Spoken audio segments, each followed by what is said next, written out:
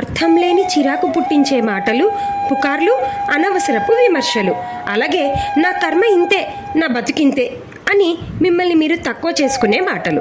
ఇవి మీ జీవితాన్ని ఎలా ప్రభావితం చేస్తున్నాయో తెలుసా? ఇలాంటి లూజ్ టాక్ మీ మనశ్శాంతినే కాదు, ఇతరులతో మీ సంబంధాలను దెబ్బతీస్తుంది. మీ మాటలు మీ శక్తిని వృధా చేస్తాయి. మరి ఈ అలవాటును వదులుకోవాలంటే ఏం చేయాలి? భగవద్గీతలో దీనికి చక్కటి మార్గదర్శకత్వం ఉంది. అనుద్వేగకరం వాక్యం సత్యం ప్రియహితం యచయత్ స్వాధ్యాయాభ్యసనం చైవ వాగ్మయం తప ఉచ్యతే. ఈ శ్లోకం చెప్పిన సూత్రాలను గుర్తుంచుకోవాలి. ఎవరికి ఆందోళన కలిగించని మాటలు మాట్లాడుతున్నామా? నిజమైనవా? వినసొంపుగా ఉన్నాయా? మేలు చేస్తున్నాయా అని. ఈ 4 ప్రశ్నల్లో ఒక్కదానికైనా సరే లేదు అని సమాధానం వస్తే మౌనంగా ఉండడమే ఉత్తమం.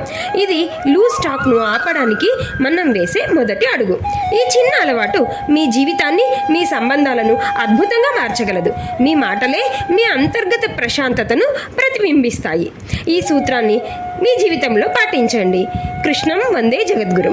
ఈ వీడియో మీకు నచ్చితే వెంటనే మీ ప్రియమైన వారికి షేర్ చేయండి, లైక్ చేయండి, కామెంట్ చేయండి, సబ్స్క్రైబ్ చేయండి. గీతా చైతన్యం. Thank you. శ్రీకృష్ణ అర్పణమస్తు.